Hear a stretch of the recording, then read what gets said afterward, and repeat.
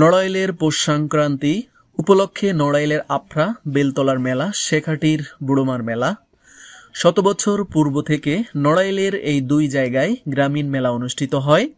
শত বছরের পুরনো তীর্থস্থান সদরের শেখাটি ইউনিয়নের আফরা বেলতলার গঙ্গা মায়ের মেলা, গঙ্গা স্নান এবং একই ইউনিয়নের শেখাটি বুড়ো মায়ের মেলা হয়। নড়াইলের এই দুটি মেলায় অর্ধ লক্ষ মানুষের সমাগম ঘটে।